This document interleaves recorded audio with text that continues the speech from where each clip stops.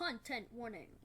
The following video contains material that may be harmful or traumatizing to some audiences. Viewer discretion is advised.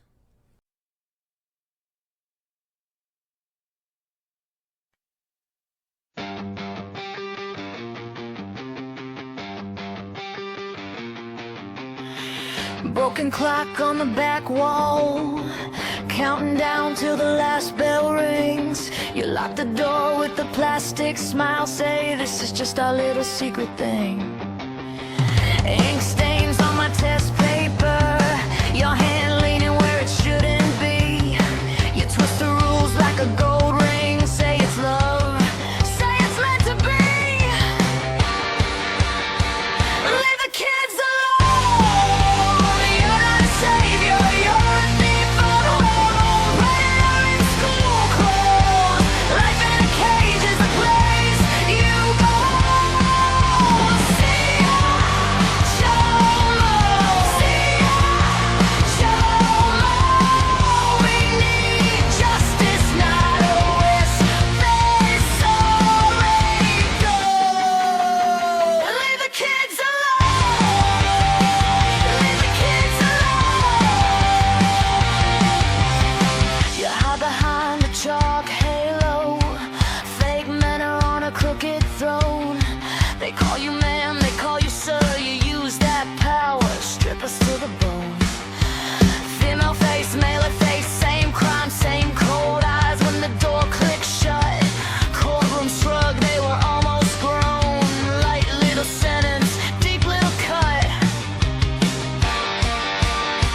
Leave the kids alone, you're not a savior, you're a thief from home. Predator in school clothes, life in a cage is the place you go.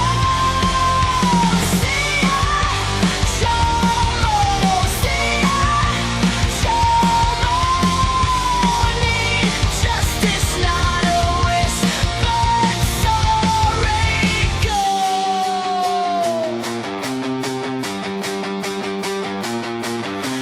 Judge with a tired handshake, gable falls like it's half awake. You get years, we can count on hands. We get scars, we can't understand. Names on a list, they move you towns. Paper walls, you still prowl around. Kids in rows like loaded guns. You pull the trigger, then you run.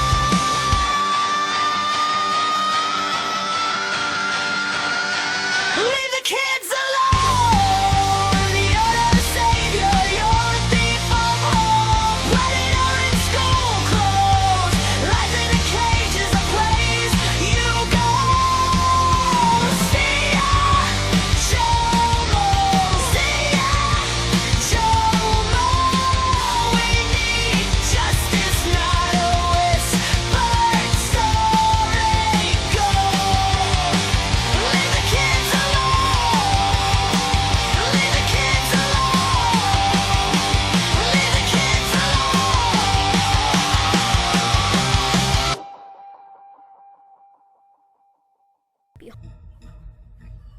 Just when you thought you could turn your back and walk away, the dark cloud of human indignity follows you. You have no choice but to turn and look it in the eye. It's the sex offender hit list. The Blount County Sheriff's Office just wrapped up a sting operation with help from a man many of you have watched on television take down hundreds of child predators. All right, here comes Chris Hansen. Yeah, you knew it was coming, huh? Many do know it's coming. Chris Hansen from To Catch a Predator now hosts Takedown with Chris Hansen. And he spent the weekend in Alabama working with Sheriff Mark Moon and his deputies as they caught people who responded to fake online social media accounts. Those accounts were actually created by deputies posing as young girls. Joining us this morning is the sheriff there in Blount County, Mark Moon. Good to see you, sir. Hey, good morning. Good to see you this morning. So this is Hansen's first time to do any of this work in Alabama. Tell us how this all came about. So several months ago, a very good friend of mine who is also a concerned citizen here in Blount County, also a very big supporter of what we do here at the Sheriff's Office, he had contact with Mr. Hansen, and he called me and asked me to come and introduce me to him. And it was a good conversation, just getting to know him and talking to him about what he does. And he had expressed interest about doing an operation here in Alabama. And whenever he asked me if we'd be willing to do something like that in Blount County, I was like, absolutely. We want to be proactive in this attack on young people, and we want to be involved in doing whatever we can to truly stop, the heinous crimes that happen against our most precious resources. Sadly, never a shortage of those cases. So describe the scenarios, and did it play out like we've seen on his shows where he walks in and there's the person sitting there and realizes, well, that's Chris Hansen? Yeah. So, whenever this was obviously brand new to us, we'd never done anything like this before. And so we didn't really know what happened behind the camera. Everybody sees the show, and you're right. After, one of these predators arrives on the scene for just a short, brief interaction with the decoy, he steps out from a back room and confronts them, and he's got all of the chat log and everything in his hand, prepared to, tell them and show them what they said to this minor. So whenever we were putting the plan together, we were very fortunate that we had a contact with Sheriff Chris Swanson in Genesee County, Michigan. He's got it's called a GHOST team. It stands for Genesee Human Oppression Strike Team. He sent 3 of his investigators down to essentially hold our hand and really teach us the ropes and everything about what happens behind the camera, what happens behind scenes. So we were very fortunate to have that resource. Okay, I'm going to stop the video here for a quick second and let you know a little bit about Sheriff Swanson from Genesee County. It's a couple counties north of me here in Michigan, but he actually takes a team of special officers and travels the United States and teaches other counties how to conduct sting operations like this one. It's pretty neat. But anyways, I'm going to let this video continue, and I'll give you a little bit more about Swanson when we're done with this one. Effective. Before we let you go, how many arrests did you make? And I bet very disturbing stories in these cases. Very disturbing. We made 3 arrests on Thursday and Friday, but that was just the ones that showed up. One of the chatters that we had online chatting with these potential predators had told us yesterday that she had interaction with over 153 people on the log, and that was just her. We had 3 people that were chatting with different people, and that was just what she had done. So there was more than that. More. This will set up for many more operations to come. Sheriff Mark Moon, Blount County Sheriff's Office, thanks so much for being here with us to talk about this. And you have told us that these episodes will come out soon. So first episode premieres as early as tomorrow. So we'll be. Yes, so we haven't gotten the exact when it's going to exactly come out, but he did say when I asked him how long will it take between recording production, he said he not very long. Possibly have something as early as Thursday. All right, and that's on the website True Blue that is run by Chris Hansen. Great to see you, Sheriff. Appreciate you. Good to see you too. Thank you. Joining Ghost is like becoming a real-life detective who helps keep your community safe from bad guys. All you have to do is visit the Genesee County Sheriff's website and watch a few training videos that teach you how to spot red flags and recognize when someone might need help.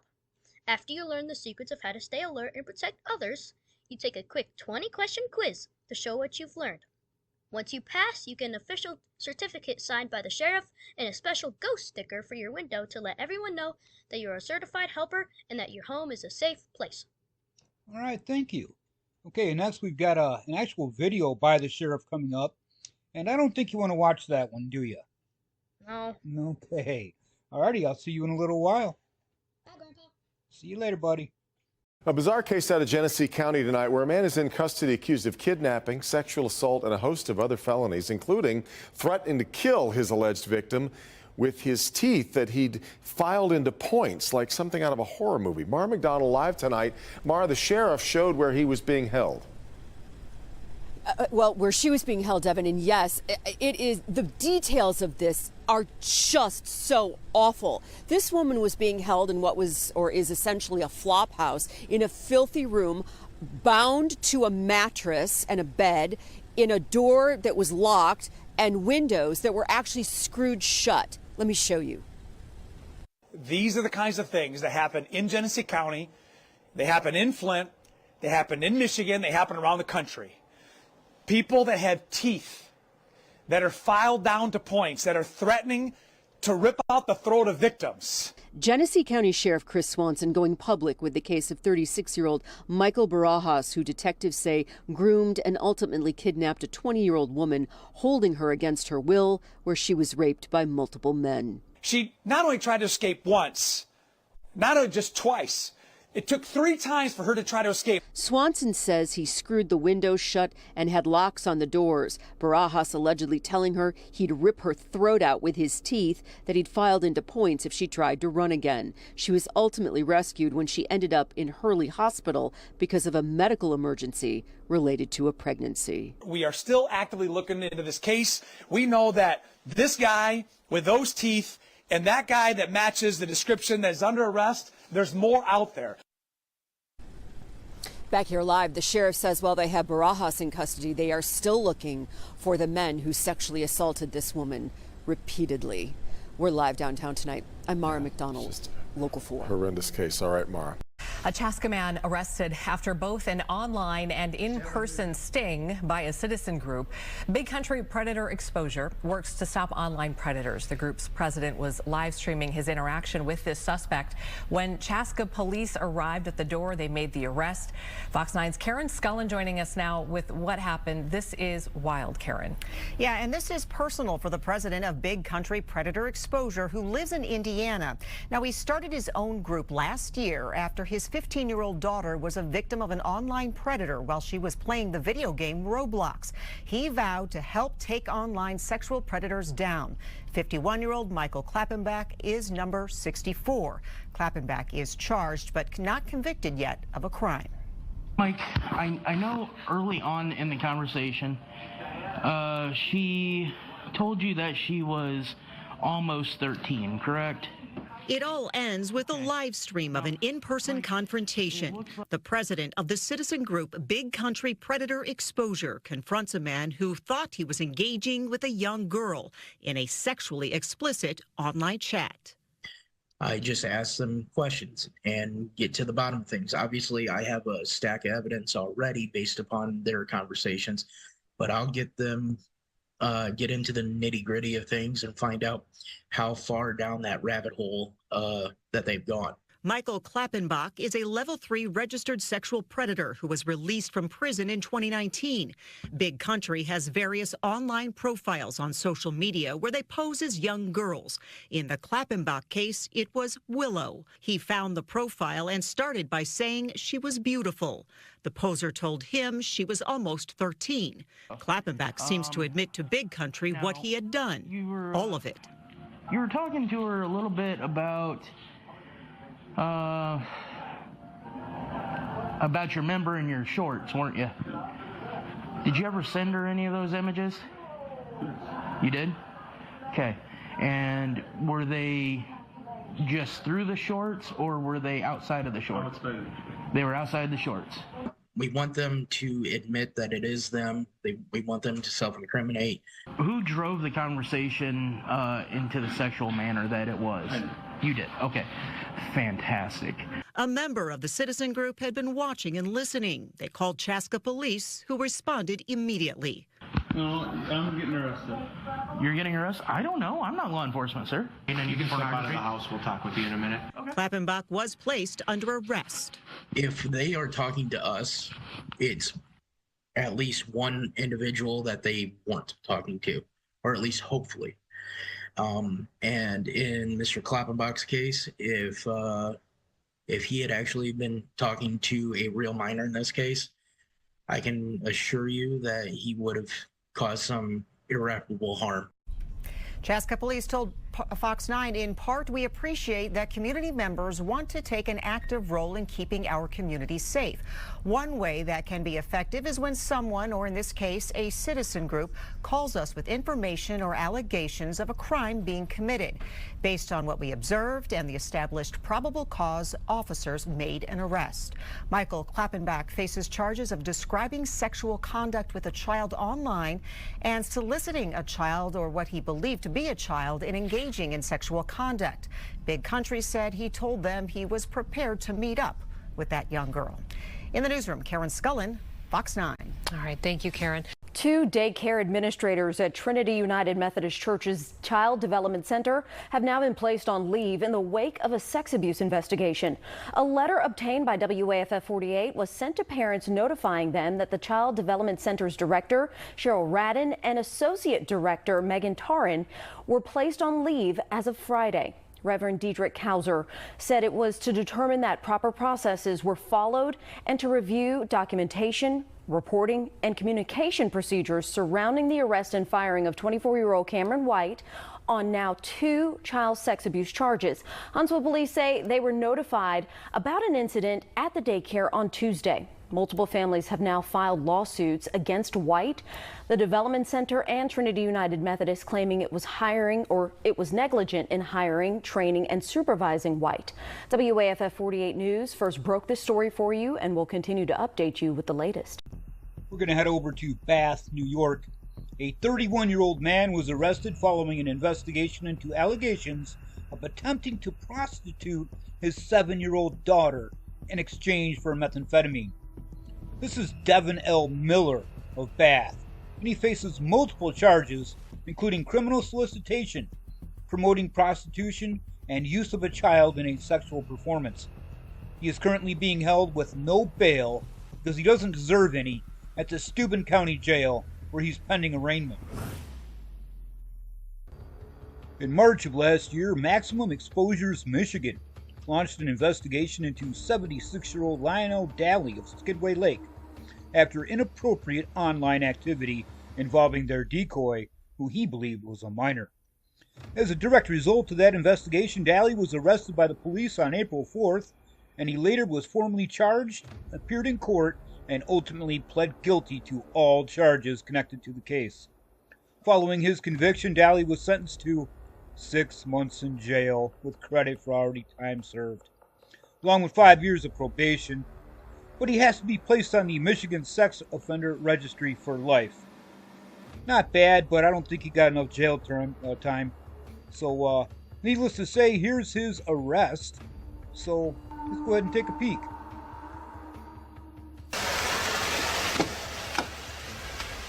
Back? We go in the front. He's just going to move some things real quick. Oh, okay. Well, let me ask you.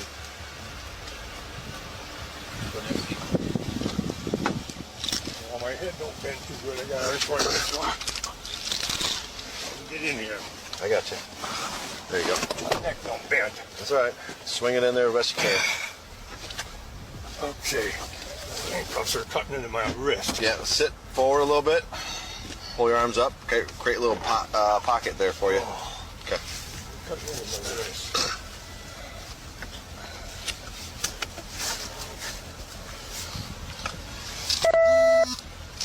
Watch your leg, okay? Yeah, I'm good.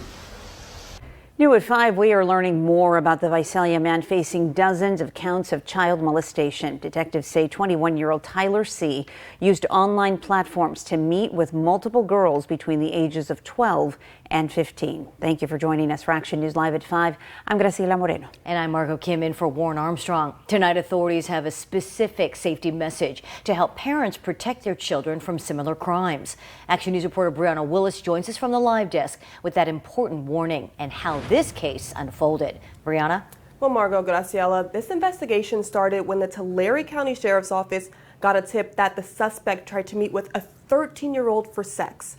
Now detectives say they believe there are multiple underage victims, and with the 51 counts filed by the district attorney's office and this criminal complaint for just 2 of the victims, he could face life in prison if convicted. 21-year-old Tyler C. pleaded not guilty in a Tulare County courtroom Tuesday. This extensive criminal complaint lays out the 51 counts he's facing. Most are for lewd acts on a child under the age of 14.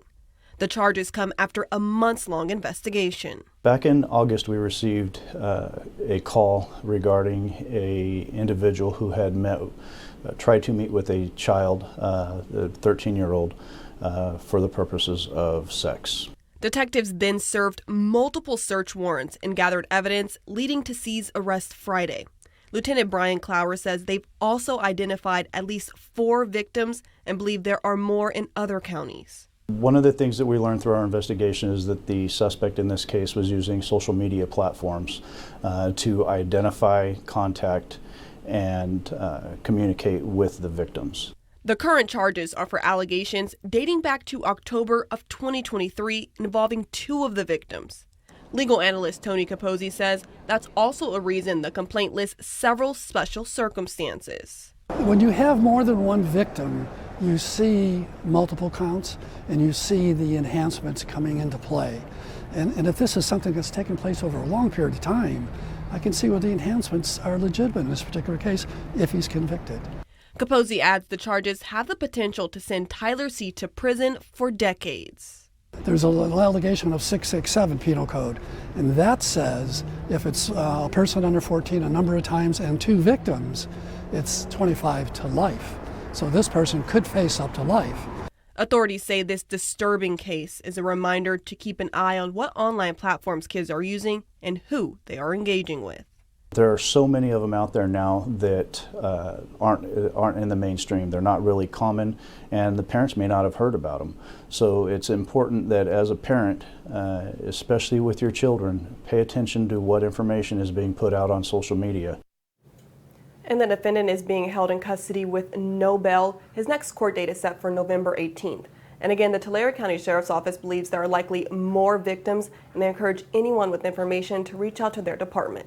At the live desk, Brianna Willis, ABC 30 Action News. Police are looking for additional victims after they arrested a former babysitter and school employee. According to the LAPD, 28-year-old Miguel Adrian Gonzalez was arrested accused of possessing child pornography. Police say Gonzalez had been employed at various schools, camps, and after-school programs throughout the LA area. Investigators say they've identified at least 1 underage victim and believe there may be more. Welcome back here to East Texas now. We're going to take you over here to a very quick update. Take a look here on your screen. A 5th person has been arrested and accused of grooming and sexually assaulting a teenage girl in Smith County, according to an affidavit. The affidavit says that the Texas Department of Public Safety DPS personnel were investigating LaMarcus Carlton Hambrick, age 31, of Tyler, for the grooming and sexual assault of a teenage girl. They discovered that Maurice Emmanuel Johnson, age 22, had also sexually assaulted the same girl. According to the affidavit, a DPS victim support worker was attending a meeting of the Child Advocacy Center of Smith County when the worker learned of a Tyler Police Department case file pertaining to a previous sexual assault reported by Hambrick's victim. Upon investigation, DPS learned that Johnson was considered a suspect in this case. DPS interviewed with the victim, who identified Johnson in a photo lineup as her assailant, and investigated several Snapchat accounts supposedly connected to Johnson before deciding to charge him. Johnson was arrested on Thursday for sexual assault of a child and booked into the Smith County Jail. An Albuquerque man was arrested over the weekend and charged with distributing pornographic images of his own young child. 34-year-old Timothy Houle was picked up by Bernalillo County Sheriff's deputies after a tip came in from the National Center for Missing and Exploited Children. According to the Department of Justice, Houle had custody of 2 children. He's facing charges for both possession and distribution of images of a child under 13 years old. Good evening, and thank you so much for joining us. I'm Carney Porter. Aaron has the day off. The Second Court of Appeals in Fort Worth returned its decision yesterday in the appeal case of Anthony Patterson, affirming his 5 convictions and effective 33-year prison sentence for human trafficking and child sex crimes. The opinion came as a surprise to the Wichita County District Attorney's Office. Typically, it takes several months for a decision to come down, sometimes up to a year. But in Patterson's case, it only took 2 weeks. Josh Hoggard has been covering the Patterson case since charges were filed, and he's joining us now with more on the appellate decision. Josh? Carney, the Anthony Patterson case is arguably one of the most high-profile criminal cases in the history of Wichita Falls. Procedurally, it was arguably one of the most frustrating.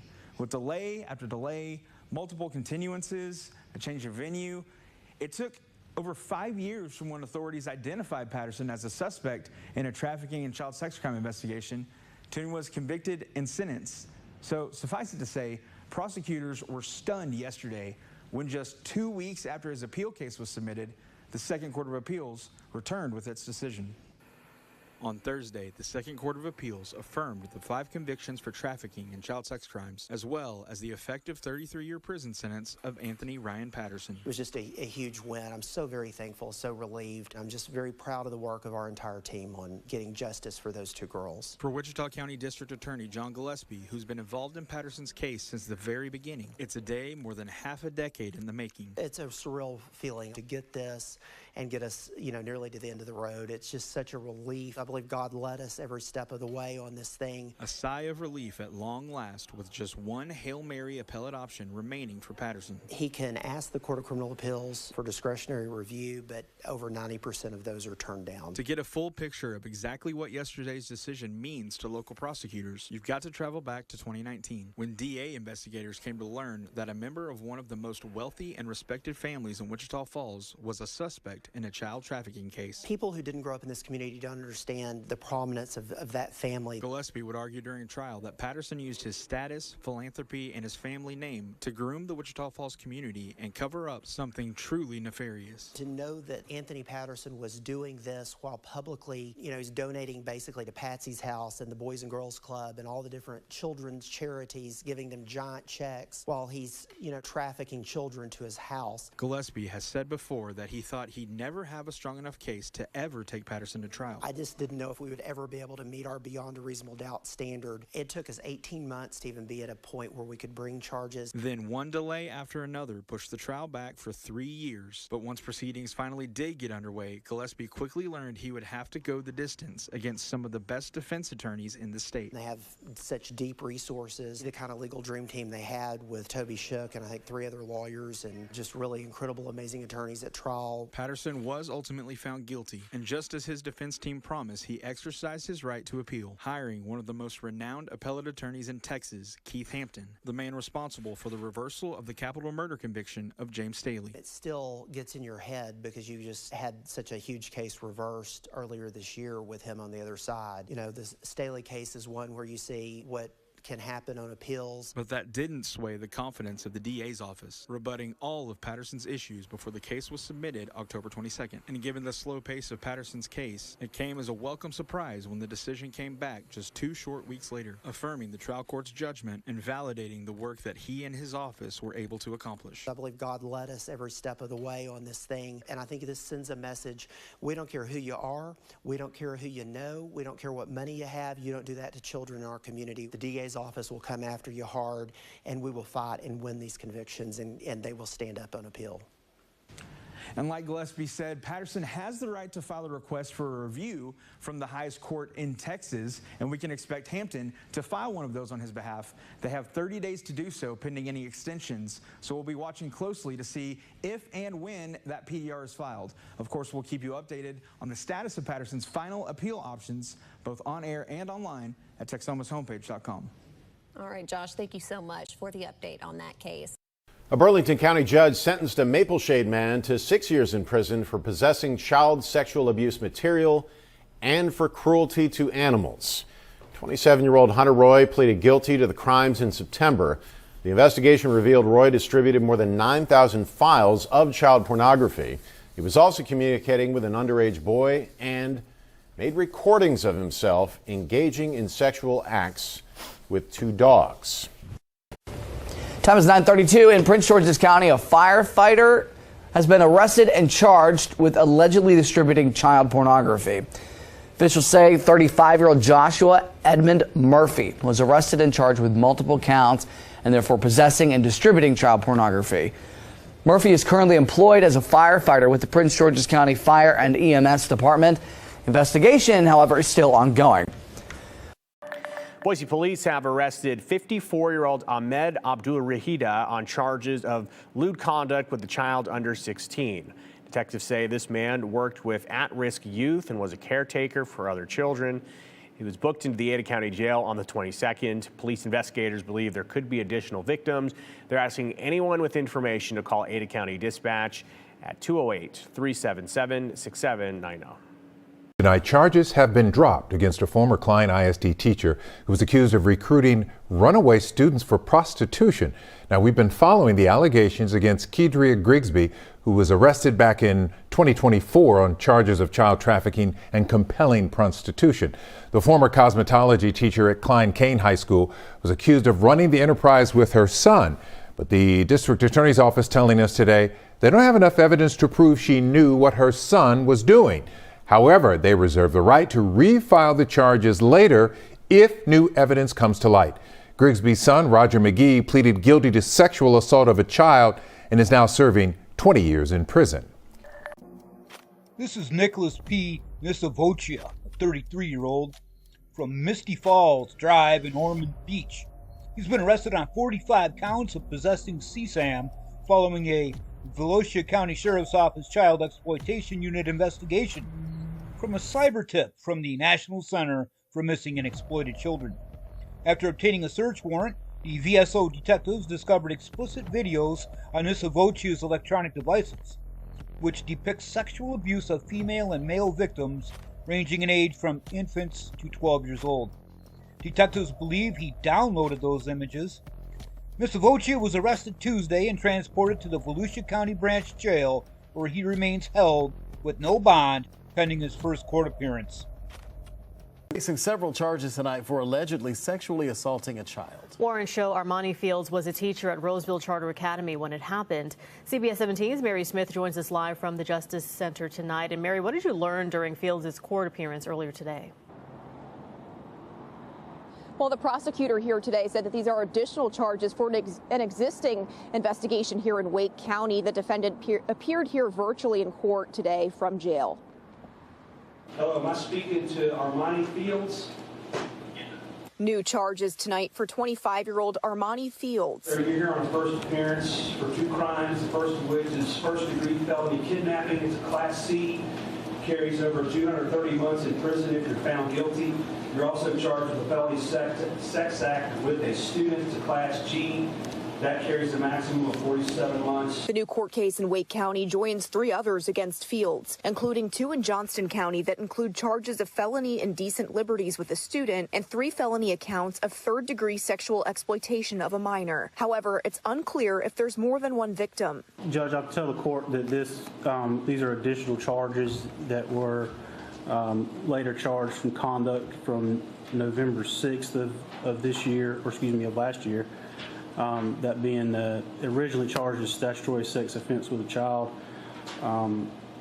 This is the same transaction or occurrence. He's, I believe, bonded out on a $250,000 secured bond. One of his warrants says he was a teacher for Roseville Charter Academy. CBS 17 contacted the school to get the status of his employment, and we're waiting to hear back. Judge Ratledge set Fields' bond at $150,000 secured. Sir, I'm going to put in place no contact with the alleged victim. That's just what it means.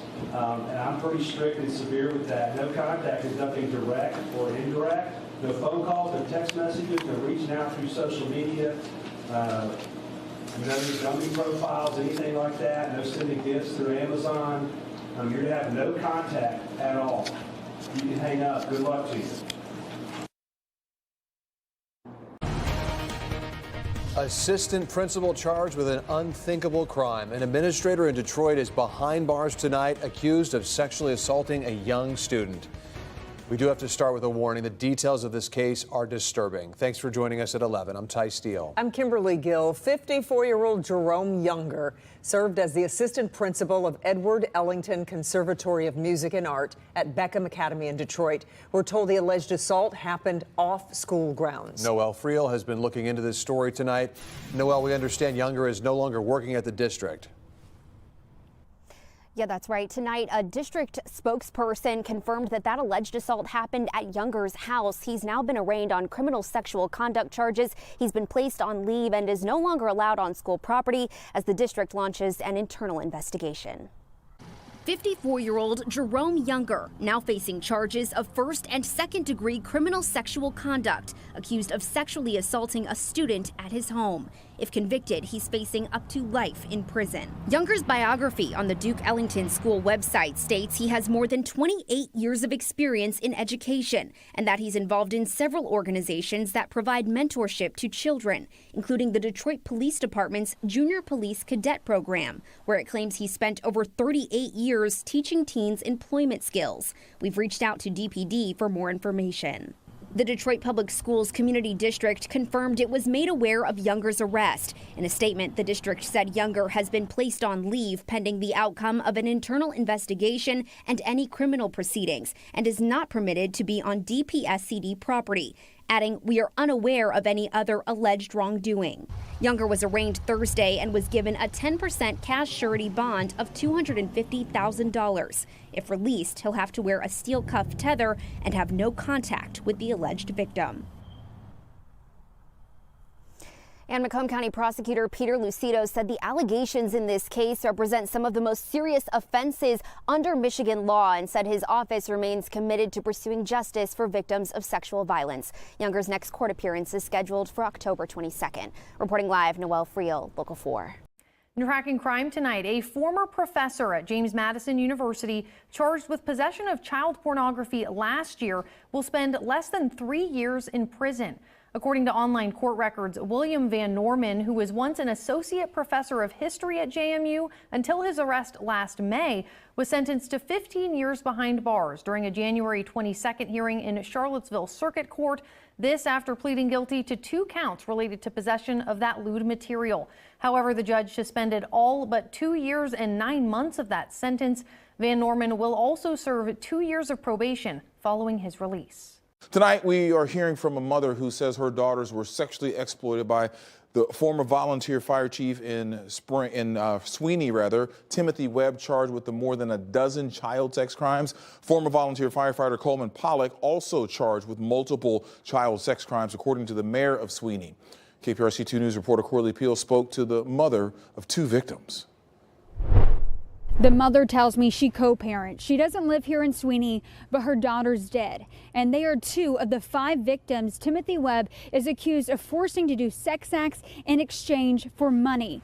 The police chief tells me there are more victims out there, and there is a connection between Webb and Coleman Pollock. This former Sweeney volunteer fire chief and this former volunteer firefighter, now both facing multiple counts related to child sex crimes. A mother who asked to remain anonymous says her 2 daughters, under the age of 12, opened up to her months ago about former fire chief Timothy Webb. They ended up telling me that they were being sexually exploited and having to do sexual favors and for money. How much money was he offering them? I believe it was anywhere between $50 to $100. The mother says she was overcome with rage. Any parent hears their child being sexually exploited or sexually molested, and the immediate thought that runs through that person's head is, okay, well, I'm going to kill him. That was my immediate thought. Sweeney police arrested Webb on Friday.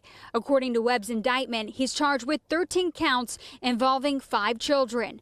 Those include child aggravated assault, soliciting prostitution of someone under 18, indecency with a child sexual contact, and indecency with the child by exposure. Records show the incidents happened between 2023 to 2025. Court records show former volunteer firefighter Coleman Pollock was arrested in September on 6 counts of child sexual assault and indecency with a child by contact and exposure.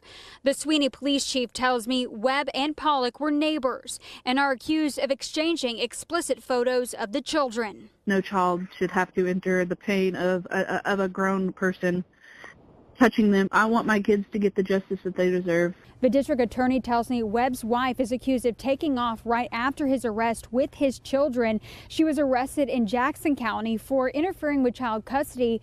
Again, investigators believe there are more victims out there, and they're asking people to come forward with any information. Webb is currently being held in the Brazoria County Jail without bond. In Sweeney, Corley Peel, KPRC 2 News. The Fresno County Sheriff's Office has 40-year-old Seth Andrew Maddox in custody, booked for possessing child sexual abuse material. Yesterday, a search warrant was served at his home on Normal Avenue. Detectives seized electronic devices and discovered illegal photos. Maddox was booked into the Fresno County Jail on felony charges. Convicted sex offender who police say worked in Steuben County for 5 years without notifying authorities as required by law is now in custody in a Michigan jail. The Steuben County Sheriff says Travis Krantz, whose picture they sent us, was contacted by detectives around 2 months ago about his failure to register as a sex offender. They say he then fled the state. The Sheriff's Office obtained an arrest warrant in early November. On Thursday, the U.S. Marshals Service found Krantz, arrested him in Calhoun County, Michigan. Krantz faces a felony charge of failing to register as a sex or violent offender and is currently awaiting extradition. And a Grand Island man is going to prison and must register as a sex offender following his conviction of child sexual assault. 34-year-old Jonathan de Cruz Lopez pleaded no contest to third-degree sexual assault of a child. According to the arrest affidavit, Grand Island police were notified after a 6-year-old reported that Cruz Lopez had touched them in inappropriate areas. As part of the plea agreement, 2 other charges were dismissed. Cruz Lopez received 3 years with 244 days of credit for time served. New at noon, a Greenville man has been arrested and charged with sexual exploitation of minors. According to Attorney General Alan Wilson's office, a report from the National Center of Missing and Exploited Children led investigators to 38-year-old Jonathan Lackey. We're told he distributed files of child sexual abuse material. If convicted, Lackey faces up to 10 years in prison.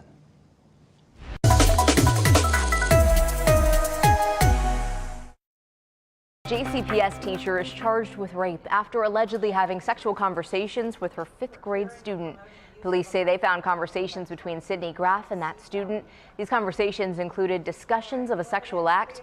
The arrest citation says Graff planned to meet up with that student during an NTI day, and police say that she was arrested while picking him up near his home. JCPS says she's a 5th grade teacher at Smyrna Elementary. The district also says Graff will be reassigned and will not have contact with students during this investigation. A New Jersey man who once worked as a costume character for several local companies is facing charges. Those charges stem from the alleged exploitation of a child online. Action News reporter Leland Pender following these details live for us from Langhorne with more. Leland. Yeah, Shari, prosecutors say this 19-year-old worked at theme parks like Sesame Place here in Bucks County, and parents tell me that's concerning because he would have potentially had contact with children. The Mercer County Prosecutor's Office has charged 19-year-old Don Diego Parkman of Hamilton, New Jersey, with aggravated sexual assault, manufacturing child sexual abuse material, and endangering the welfare of a child. Over the course of their investigation, authorities learned that in the last year, Parkman had worked as a costumed character and mascot at local entertainment venues like Six Flags Great Adventure and Devil's Arena Entertainment, most recently Sesame Place in Langhorne, Bucks County. It's just so heartbreaking to me as a parent. Alex Reed, whose kids are 5 and 6, says it's also concerning. I think that's terrible, especially that he was around children on his work days and interacting with children every day. In a statement today, Sesame Place said in part, Parkman is no longer employed by Sesame Place. His arrest is not related to Sesame Place. Prosecutors say the arrest and online child exploitation investigation stems from Parkman's alleged communication with a preteen girl in Missouri who he coerced into sending him sexually explicit pictures and video. That's a very scary thing. I have 2 daughters myself. Parkman was taken into custody last week after a raid on his home. Prosecutors did not specify, but said they seized multiple items as evidence. You got to watch what you do out there because you got these predators that go online, and just watch your kids and keep them safe. And Devil's Arena Entertainment tells us that Parkman has not worked for them since April, and he will not return this season. We also heard from Six Flags today, and they say Parkman was hired but never actually worked for them. Now, if convicted of these charges, Parkman could face fines in anywhere from 3 to 20 years behind bars. Live here in Langhorne, Bucks County, Leland Pender, Action News at 10 on PHL 17. Gray? Okay, Leland, thanks for the update. A Marshalltown man is accused of trying to solicit a child over social media. 21-year-old Isaac Stanfield is facing several charges, including grooming and lascivious acts with a child. Court documents show Stanfield talked to the minor using Snapchat and sent inappropriate photos. Stanfield is being held at the Marshall County Jail on a $20,000 cash bond. A preliminary hearing is scheduled for February 2nd. And a man is behind bars after a months-long investigation. The Mesa County Sheriff's Office arrested 43-year-old Elijah Hoyt of Whitewater yesterday evening. He faces charges of sexual assault on a child and aggravated incest. Due to Colorado privacy laws, the Sheriff's Office says no further information is available. We began with a News Leader 9 exclusive. An East Alabama mother is sharing her story after a Columbus man who coached her daughter was arrested for allegedly sending inappropriate text messages to the girl. Don LeBout faces child sex-related charges on both sides of the river. The girl's mother spoke to our Alexis Thornton in a one-on-one interview. Melissa White says Don LeBouf was a volunteer coach for her 15-year-old daughter's softball team when he was allegedly sending her flirtatious text messages from an anonymous phone number. She was shocked to learn it was him, especially because her daughter is close friends with his daughter. The action that he planned was just horrifying for any parent to hear. Melissa White is the mom of a 15-year-old teenager. She says in December, her daughter received inappropriate text messages from an anonymous number. I have to figure out who this is because this person is describing in detail what my child is wearing at a basketball game and saying, "You look good tonight. I like the leather jacket you have on." And I'm thinking, this person has access to my child. White says those messages came from 33-year-old Don LeBouf. Previously, we thought this was a young boy, so I went back through and looked through some of the messages, and I said, yeah, like he's not talking like a teenager does, and something's off.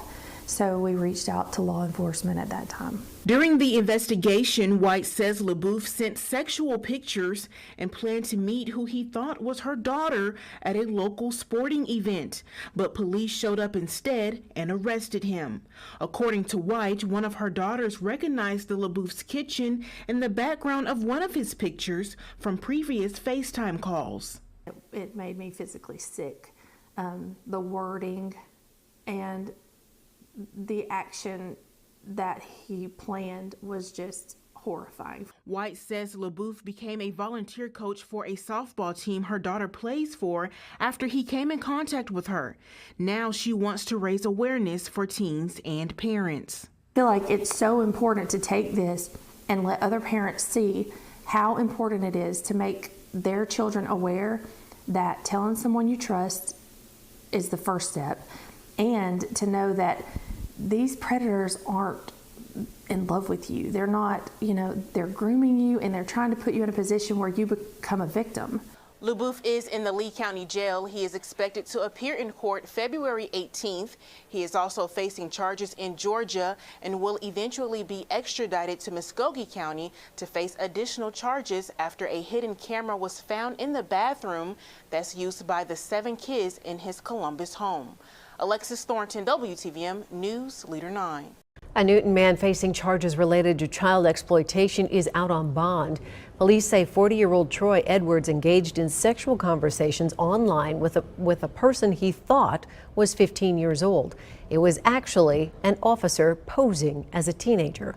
Edwards arranged an in-person meeting with the teenager, and last week authorities met him there. Newton police arrested Edwards on 1 count of grooming and 1 count of enticing a minor for a sexual purpose. He faces up to 5 years in prison for each charge. Pender County, North Carolina. A man has been arrested and is facing multiple child exploitation charges following an investigation conducted by the Pender County Sheriff's Office that looked into online communications, of course involving a minor. On January 22nd, the PCSO patrol deputies and detectives responded to an incident in the Hampstead area, following receiving information that an individual arranged a meeting with someone that he believed to be an underage child. Benjamin Goodman, 41, was taken into custody and charged with soliciting a minor by computer and received a $75,000 secured bond. The deputies obtained additional evidence following a continued investigation and an executed search warrant. Goodwin has since been charged with 20 counts of second-degree sexual exploitation of a minor. See ya, Chomo. Guess who's going to jail tonight? Hey, where you going, Chuck?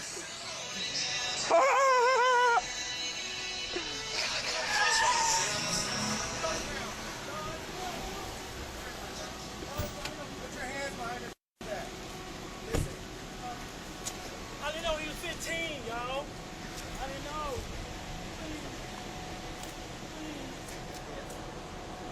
Please, I can't go to jail. Go to the ground. Go to the ground. Okay. You're about to go to the ground. Okay. You're about to go to the ground. Okay. I didn't know he was 15. I can't go to jail, please. 427 here on your Monday afternoon. We continue with our coverage of the Ada County Sheriff's Office alongside SWAT officers arresting 18-year-old Owen Alexander Sawyer this morning on charges including lewd conduct with a child and child sexually exploitive material. Detectives say that Sawyer allegedly contacted victims through Snapchat using the username ILoveIdaho. Investigators believe there may be additional victims. Anyone with information is asked to call non-emergency dispatch at 208-377-6790. And a Denham Springs man is locked up accused of having child sex abuse material. Livingston deputies arrested Jackson Nealon Jr. Deputies say he's a registered sex offender. He allegedly had 31 files of disturbing material. He is now facing a charge for each file and 4 counts of failing to register as a sex offender. We'll head over to Tucson in Arizona. ICE Homeland Security Investigations special agents arrested a Phoenix man employed as a youth group leader and director for multiple religious organizations on January 16th for federal charges of allegedly attempting to produce child sexual abuse material and possessing it as well. The arrest of Casey Goslin, the 46-year-old of Phoenix, stemmed from a joint HSI and Tucson Police Department investigation. The probe revealed that Goslin's involvement with a platform used to perform live-streamed child sexual abuse sessions and the production as well, with child victims provided by child sex traffickers in the Philippines. That led the HSI special agents to conduct a federal search warrant. The seized items include numerous electronic devices. Goslin operated online under an alias username with about 20 random digits, and due to his online activity and employment as a youth group leader, authorities are seeking information that may help identify potential victims that Goslin may have engaged in or abused. And in Oregon, police are looking for more victims after a teacher at Vale High School was arrested and charged with online sexual corruption of a child. Malheur County Sheriff's Office says 40-year-old Nick Mag was arrested last Friday on school property. The Vale School District says Mag was a substitute teacher last year and worked as a teacher at Vale High this year. The district says he was put on leave after he was arrested. If you have information on this one or know any other victims, contact the Malheur County Sheriff's Office. Panama City Beach man is heading to prison after cutting a plea deal on child pornography charges. Bay County Sheriff's deputies arrested 56-year-old Frankie Nelson Stevenson in January 2025 after discovering he was trying to buy child pornography on a social media site. Investigators say they discovered several images of teenagers posed in sexual positions and charged Stevenson with 2 counts of possession of the sexual performance of a child. Friday, Stevenson agreed to plead no contest to 1 count. The judge adjudicated him guilty and sentenced him to 2.5 years in prison and designated him as a sexual offender. An Omaha man accused of trying to kidnap a child will go to trial. Larry Hart's charged with first-degree false imprisonment. Police report says he took a 2-year-old out of a car that was parked at NP Mart near 24th Street back in December. Then he allegedly returned the child after being confronted by security. The report states that Hart believed it was his grandchild. Teacher at the Journey Academy in Centennial has now been sentenced to 60 years behind bars for sexually assaulting multiple children. 28-year-old Christopher Ballard of Lakewood was a teacher at the academy since 2021. In March of 24, parents contacted police about their children being sexually assaulted. They say it was by Ballard, and later more victims were identified. As part of a plea agreement, Ballard pleaded guilty to 2 counts of first-degree assault with a sexual basis. The court again sentencing him to 60 years in prison. 2 former Army soldiers stationed at Fort Eustis were sentenced for having sexual images of children. Federal prosecutors say 21-year-old Isaiah Hood pleaded guilty to producing child sexual abuse materials back in May. He got a 20-year prison sentence. 23-year-old Hayden Carpenter pleaded guilty to coercion and enticement of a child in August, and he will spend 15 years in prison. A former children's pastor with ties to Southwest Missouri has been arrested on child sex abuse charges. Thanks for joining us here tonight at 10. I'm Mike Landis. Joseph Campbell was found and arrested by U.S. Marshals in Elkland following accusations going back several decades. Ozarks First Michael McLaughlin is live for us tonight with the details on that. Michael. So right now, Campbell is currently being held in the Greene County Jail, where he's waiting to be transferred back to Oklahoma, where he was originally indicted. Joseph Campbell is charged with first-degree rape and performing lewd or indecent acts to a child under 16. Court documents reveal Campbell allegedly committed the crimes in 1984 while working at Eastland Assembly of God in Tulsa. The victims were between 11 and 14 years of age. A spokesperson for the Springfield-based Assemblies of God tells Ozarks First that Campbell was never ordained for ministry by the denomination, but was licensed. He was later dismissed after a district investigation and his actions reported to the authorities. They state the church is grateful for those who bravely shared their stories and continue to pray that justice will be served. Recently, Campbell has been a pastor at Morningside Church in Blue Eye. That ministry was established and led by prominent former Assemblies of God televangelist Jim Baker. Baker was the center of a national scandal in the 1980s when he was sent to prison for several years for defrauding his followers out of millions of dollars. I reached out to Morningside for comment, but was told they have, quote, no comment on the arrest and no interest in addressing it. Oklahoma Attorney General Gettner Drummond commended the work of grand jurors, saying that, quote, there can be no tolerance for child predators, especially those who exploit their authority and faith of the victims, and that his office would work to ensure justice is served for the women who carried this trauma for decades. And we'll continue to keep you updated as we learn more about this case, either on air or on our website, ozarksfirst.com. Former owner of Fast Feet Sports Academy in Powhatan, facing charges for child sex crimes, was in court today. You're watching 8 News at 5:30. I'm Eric Phillips. I'm Deanna Albritton. Joseph Parker is facing 18 charges, including 8 counts of aggravated sexual battery of a child under 13. 8 News reporter Allison Williams was the only reporter in the courtroom today. Allison, tell us what happened there. Well, Eric, Deanna, there are 6 alleged victims. All are girls between the ages of 9 and 12. Today's hearing focused on how they'll testify when it comes time for trial. For several hours, we heard from 4 licensed clinicians who are counseling 5 of the alleged victims, some now diagnosed with PTSD. Sometimes, particularly in child sex offenses, the child is the only witness. The Commonwealth is arguing the girls shouldn't have to testify in the courtroom with Parker present, but rather use what's called closed-circuit television. The victims would still be cross-examined by the Commonwealth and defense attorney. They'd just be in a different room, and the video would be played into the courtroom. Obviously, testifying in court can be a frightening experience even for an adult. But if you're only 9 or 10 years old, it could be the kind of thing that traumatizes you. The clinicians say they've talked to the alleged victims who said they do not want to face Parker in court and believe this would further traumatize them. They say because of the alleged sexual abuse, the victims have had trouble sleeping, increased anxiety, and bouts of depression. But it is Parker's constitutional right to face his accusers. Since it is a constitutional right, that is a sacred right that is in the law. Now you have to contrast that with the notion that we all want to protect children and not traumatize them any more than necessary. The judge did not make a decision today. Parker will be back in court in February when his attorney will make his case for having the girls testify before him. Evansville police also say they responded to a registered sex offender after he exposed himself to 4 people downtown Evansville last night. Officers say Harold Bales, who you see on your screen, followed a grandmother and 3 teenagers in the area of Main and Southeast 4th Street. Police say they later learned Bales was a sex offender. He's taken to jail. Go ahead and lean forward for me. Sure, no, stay down. Hello. A convicted sex offender busted by a West Michigan YouTuber who sets up online stings. But this alleged predator could have already been locked up nearly 2 years ago. Target 8 investigator Susan Samples discovered in these cases, even registered sex offenders may go free and continue to prey on children. This is the house. Not special. How you doing?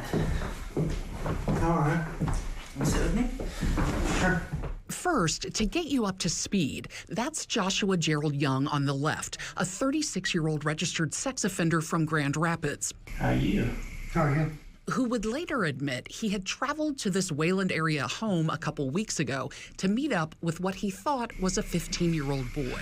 I don't know if I want to kiss just yet. But the guy in the hat was actually 21, a decoy. Wait a second. I didn't realize this was not a setup. Do you know who I am? He is Kai Kinsley, a YouTuber from Grand Rapids with more than 1 million followers. He and his crew, complete with armed security, videographers, decoys, bait houses, conduct online stings, earning income from ad revenue on YouTube and the monthly fees subscribers pay to access videos. I mean, what do you have to say for yourself?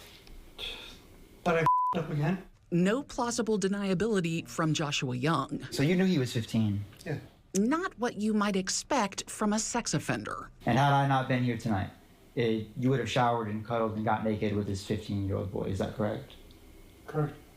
So I don't thank you for admitting that. Young also admitted he sent explicit pictures before the meetup. Well, I just don't want to go to jail. Well, you know, I'm not interested in that. Did you go to jail last time? No. Hi. Hello. That's the same Joshua Young in 2023, meeting up with what he thought was a 14-year-old girl in a Grand Rapids motel room. Are you gonna get naked? You want to get naked? Yeah, I can. Enter Kai Kinsley and crew. Damn. What's going on, man? Kinsley asked Young what if he had not shown up to break up the party. We would have laid down, cuddled, gotten a little bit further than that. Probably kiss, getting him to it heavy. You know what I mean? I don't know what you mean. I'm just trying to get understand. No, just like having sex. Okay, so you came here to have sex with a girl you believe you're 14. When she texted me, she said she was 14, so I know I'm probably gonna go to jail. Joshua Gerald Young had been there before. He was 25 years old in 2014 when he pleaded guilty to criminal sexual conduct for touching an 8-year-old girl, an offense that landed him on the sex offender registry. Even more reason, Kinsley thought, that when he called the Kent County Sheriff's Office from the motel back in 2023, deputies would show up and arrest Joshua Young. But that's not what happened. What's your name, sir? Josh. Josh? Yes. Oh, you want to come outside and talk to me real quick? Those Kent County officers did talk to Joshua Young in 2023, but he was never arrested. That would take 2 more years, another sting, and a different county, Barry. Kent County declined an on-camera interview for this story, but said it did have investigators and supervisors review that case in 2023, but they closed it down because Kent County prosecutor Chris Becker will not charge in citizen sting cases, a longstanding policy. He's busted in Kent County by a citizen, not arrested, free to continue soliciting minors online. And it's hard for me to talk to because that case never made it to us. You know, it's troubling. Yeah, we don't want that to happen. Got your keys? The controversy over citizen stings is not new. This confrontation outside a West Michigan Target posted on the YouTube site Anxiety War prompted this declaration from Becker in 2019. We're done. We're not doing this sort of prosecution. It's dangerous for him. It's dangerous for the public. I know you have a gun. Don't do anything stupid. I'm armed too. Michigan's Attorney General sent a strong message too, saying vigilantes will not be tolerated and they run the risk of tainting evidence for court. out. So no cookies for you? But 2 decades after To Catch a Predator debuted, so-called vigilante stings persist. And Becker, who confirmed his general policy against charging in citizen stings, noted he has made exceptions in egregious cases, filing charges last year against a Grand Rapids man who was snagged in a sting set up by Bikers Against Predators. That offender showed up to a park to meet what he thought was an 11-year-old girl. Wyoming police sent that case to Becker, and he charged it. I've never said, hey, don't send him down here. But Becker had never heard of the Joshua Young sting. Yeah, I've never seen this. You sent them some penis pictures too? Young admitted to Kinsley that he had continued talking to kids online in the last 2 years, trying to set up meetings, sending explicit pictures. That's what prompted Kinsley's team to call Target 8. To me, it's ridiculous that a registered sex offender can be caught by a citizen and the registered sex offender can say, yes, I was here to have sex with another 14-year-old girl as a registered sex offender, and it doesn't even make it to the prosecutor's desk. Josh, go ahead and lean forward for me. Kinsley, who's been busting predators since 2021, said it took a while to figure out which counties will file charges. For example, Berry County, I've gotten 5 arrests there of the 5 pedophiles I caught there. Berry County's prosecutor told Target 8 she could not comment on those cases, which are still open, but she made clear police should conduct online stings, not citizens. Kinsley acknowledges some online watchdogs do it solely to raise their own profile, but says that's not him, explaining he was 14 years old when he discovered child porn on an older relative's phone and turned him in, which prompted criminal charges. You're not just doing this for money. You're not doing this. Oh, no, of course not. I do it because I have a genuine passion for what I do. The Kent County Sheriff's Office, which has a unit that does online stings itself, told me going forward, it will send all cases similar to Joshua Young's to the prosecutor for review and potential charges. Young, meanwhile, remains in the Berry County Jail for now. His defense attorney tells me he has met with his client, and at this early point, he has no concerns about his client's mental competency. I'm Target 8 investigator Susan Samples. The Titusville Police Department's Criminal Investigation Section arrested Christopher Owens, a 34-year-old of Titusville, after receiving a tip from the Internet Crimes Against Children's Task Force involving Owens transmitting explicit child material online. Investigators were able to validate the tip, linking Owens to the offenses. Detectives took Owens into custody on January 25th without incident at his house, and are still processing both physical and digital evidence related to this case. Through this extensive investigation, detectives were able to link Owens to other states and are currently working with external agencies to identify more victims to bring forward the appropriate charges. Currently, Christopher Owens is being charged with the following. However, more charges are anticipated. 5 counts of possession of material depicting child sexual abuse. Owens is being held at the Brevard County Detention Center with a $125,000 cash-only bond. See ya, Chomo. Say, excuse me, Judge. How many times do I need to show these videos until people become aware? Multiple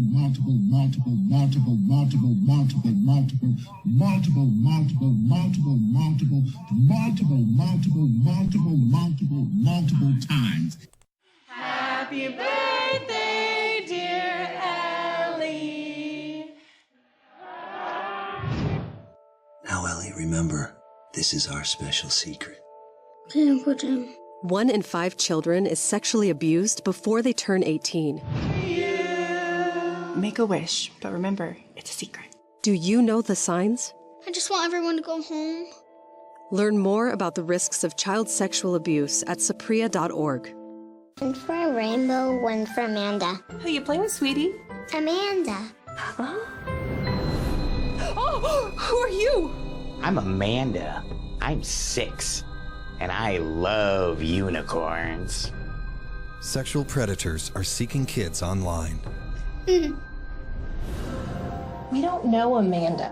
Learn how to report abuse at end-violence.org/protect.